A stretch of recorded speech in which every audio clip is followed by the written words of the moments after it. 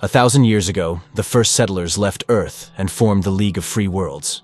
Some got warm, sun-drenched planets, while others were fated to be born on a planet covered with impenetrable swamps. People built a model city there where order, prosperity, and total control reigned. Christie was among those who couldn't reconcile with such an existence, which landed her in prison. But since there is no death penalty on planet XT-59, a group of 10 prisoners is sentenced to lifelong exile in the swamps.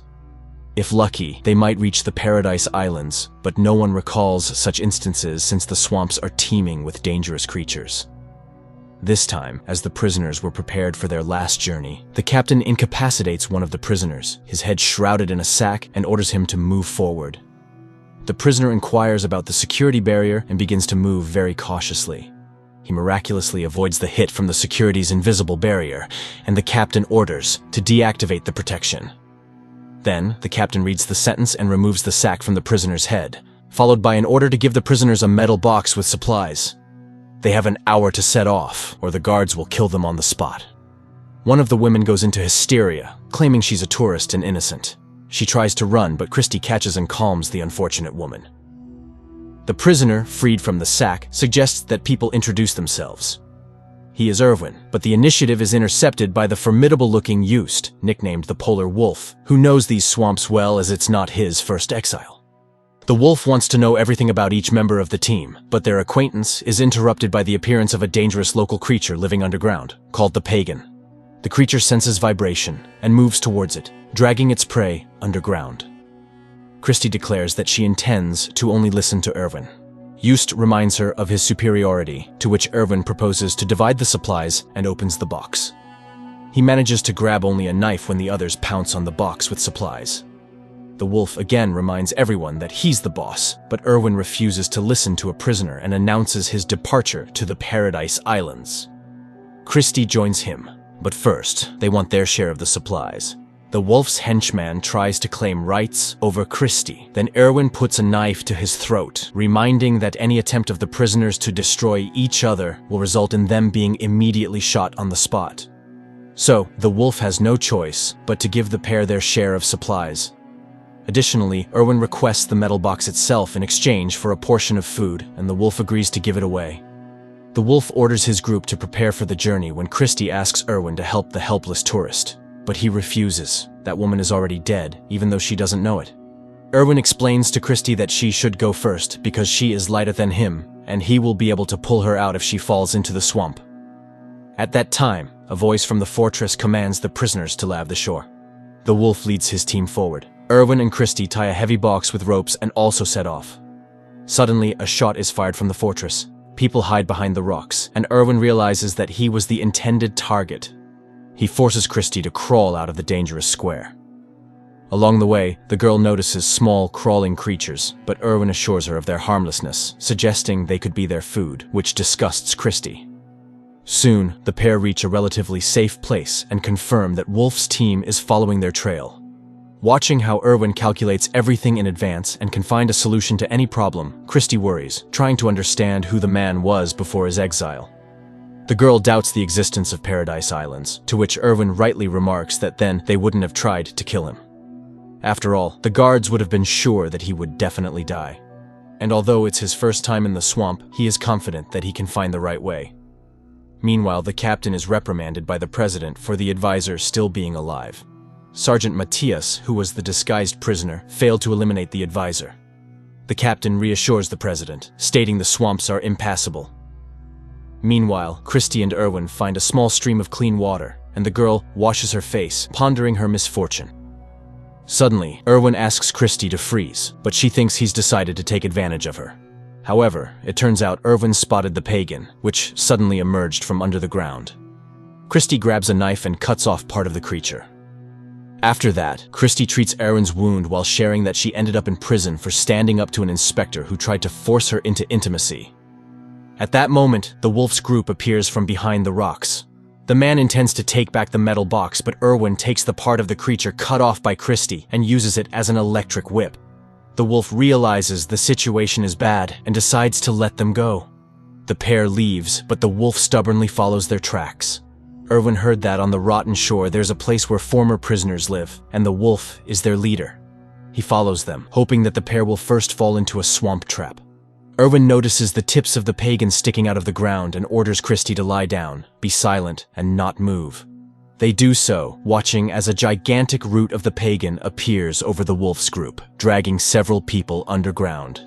Meanwhile, the president again contacts the captain, who assures that he has taken the necessary measures and his man is on the trail. In the swamps, Erwin and Christy stop for the night. The man is ready to talk about himself if the girl solves his riddle about the cost of a chocolate bar. But while he states the conditions of the riddle, Christy falls asleep. The girl wakes up to a strange sound and sees a wave of creatures approaching them. She tries to run, but Erwin throws her into the box, climbs in himself, and closes the lid. The pair waits out the invasion, and although the box's lid is eventually breached, the people remain unharmed. Finally, silence falls, and they emerge outside. Christy's first question is about the answer to the riddle, and knowing it, she calms down. Now the box is no longer needed, and the pair throws it away. Soon they reach the liquid part of the swamp. Meanwhile, the remaining part of the wolf's group follows their trail, but Layla, realizing they might lose the couple, runs after Erwin and Christy. The wolf rushes after her and falls into a swamp pit. Here Layla slips up, saying that Erwin is a former presidential advisor and knows best how to act. Nevertheless, one of the prisoners, Jan, helps the wolf out. In the evening, Erwin sets up camp, forces Christy to eat raw tadpoles, and confesses that he was the president's advisor. But his conscience tormented him. He collected a lot of different information and wanted to tell the public about it. The authorities realized they couldn't get rid of him quietly and sent him to the swamps. But he managed to launch a virus into the control system, which can only be turned off knowing the code, and only he has the code. So, after the system's collapse, free people will be able to build their new free city management system. Christy reminds him that then they will definitely be looking for him, but the man is confident that by that time, they will already be on the islands. Meanwhile, in the city, the system begins to collapse. The communications satellites fail first. In the morning, Layla and those who left the wolf encounter wild people on their way. Hearing their screams, Christy curses whoever invented this method of punishment. Erwin admits that he did it because he thought it was humane. Christy breaks down and berates Erwin, urging him to burn himself so no one can learn his code. He starts screaming, calling the savages to fight to die, but no one comes out. Then Christy confesses that she was offered freedom for his death. Meanwhile, the wolf finds those hiding among the rocks of his group. To save herself, Layla tells about the offer she received to kill the advisor, after which a ship will fly for her. The wolf orders to find the sensor on her body. The girl runs away and dies in the web of a dangerous swamp fungus. Seeing that their spy is dead, the captain arms Sergeant Matthias and sends him on the advisor's trail. Meanwhile, another man from the wolf's group dies, and then Jan catches up with the couple, and distracted by him, Erwin falls into a trap to the wolf, who intends to exchange the advisor for freedom. Erwin, tied up, tries to persuade Christy to run, but she suddenly kisses him. The wolf forces Erwin to stand, but he mocks the prisoner, and the wolf has to carry Erwin on his back. Meanwhile, Sergeant Matthias's group lands in the ruins of the old prison where wild criminals live. Soon, the wolf's group also gets there. Leaving the tied advisor and Christy aside, the wolf goes to negotiate with the sergeant. But while they are agreeing, Erwin frees himself and escapes. The wolf promises to find him but gets shot by the sergeant, after which Matthias finds Christy and Jan, and killing the latter leads the girl forward. Erwin confronts Matthias and demands to release Christy in exchange for himself. The military agrees but shoots a tranquilizer, hitting Christy, and himself receives a knife in the back from the fatally wounded wolf. Erwin thanks the dying man, who advises not to go to the Paradise Islands because they don't exist. Then he drinks poison to avoid suffering. Later, Erwin, carrying Christy in his arms, reaches the sea, and the advisor realizes that the Paradise Islands are rafts made of plants, and they can cross the strait on them. Meanwhile, the captain loses contact with Matthias and realizes that further search for the advisor is useless, but he sends the last combat drone after him. At this time, Christy comes to her senses and realizes that their island is gradually sinking. The prisoner with them, Job, hears this and goes into the water to save the couple. Soon they hear the sound of an approaching drone, but the drone fails to reach them and falls into the water, thereby proving that Erwin's virus worked and the city's control system is destroyed. Their joy is overshadowed by a cliff appearing ahead. The couple wraps themselves in their plant-made island and miraculously survives a gigantic waterfall. Soon, they reach the shore, where a secret bunker is set up in case of the president's escape, designed and built by Erwin. But he doesn't know the entire code. The last figure was entered by the president. There are only 2 attempts, so guessing it is impossible. Then Christie remembers the riddle about the chocolate bar and, knowing the president's answer to it, which Erwin also posed to him, suggests entering the number he named. And the bunker opens. But then it turns out that the hidden spaceship there is single-seated. Erwin insists that Christie should fly alone, but she refuses because she loves him. In the last scenes of the movie, the voices of Christie and Erwin are heard, making it clear that they somehow managed to squeeze into the spaceship together.